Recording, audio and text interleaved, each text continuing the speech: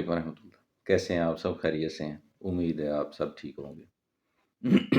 میں اب یہ फ़ون جو استعمال کر رہا ہوں یہ میٹرولا کا ہے، اور اس میں جو سافٹ ویئر استعمال ہو رہا ہے وہ اینڈرائڈ کا ہے۔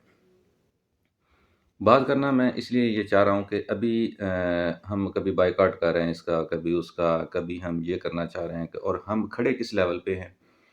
ابھی دنیا میں اس وقت 2 مین سافٹ ویئر استعمال ہو رہے ہیں، یا اینڈرائڈ ہو رہا ہے یا پھر وہ رہا ہے آئی او ایس ہو رہا ہے، اور وہ آئی فون کا رہا ہے، اور آئی فون کے 80% شیئر جوز کے پاس ہیں۔ ٹھیک ہو گیا؟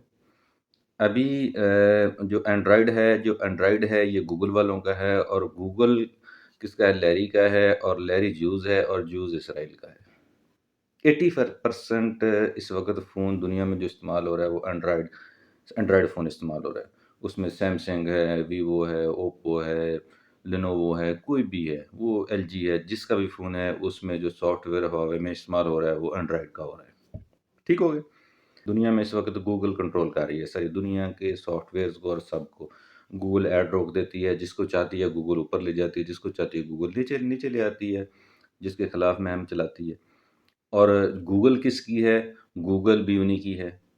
ٹھیک ہے، گوگل الفابیٹ کی ہے، اور الفابیٹ کمپنی جوز کی ہے، اور یہ اسی لیری کی ہے، اور وہ اس کا ہے اپنا اسرائیل کا ہے۔ اچھا، اس کے بعد آپ کمپیوٹر پہ چلے جائیں، ونڈو استعمال ہوتا ہے، اور ونڈو مائکروسافٹ استعمال ہوتا ہے، اور یہ بھی اس کے بھی 70% شیئر یوزرز کے پاس ہیں۔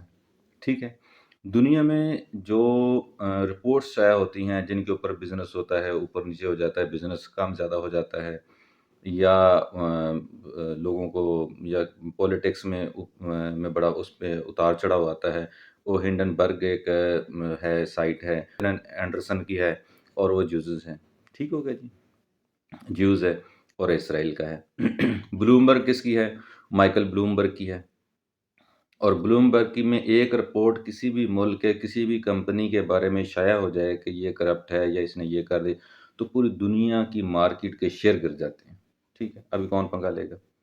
ابھی مسئلہ یہ ہے کہ ہم لوگ جو ہیں وہ بولتے بہت ہیں، ہم یہ کر دیں گے، وہ کر دیں گے۔ ہم نے اس بحیثیت قوم بھی کیا کیا ہے؟ ابھی تک ہم نے کچھ نہیں کیا۔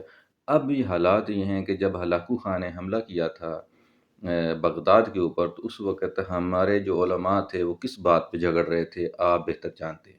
ٹھیک ہے، کہ چھوٹی چھوٹی باتوں پہ مناظرے ہو رہے تھے، اور اس نے سب کو قتل کر دیا تھا۔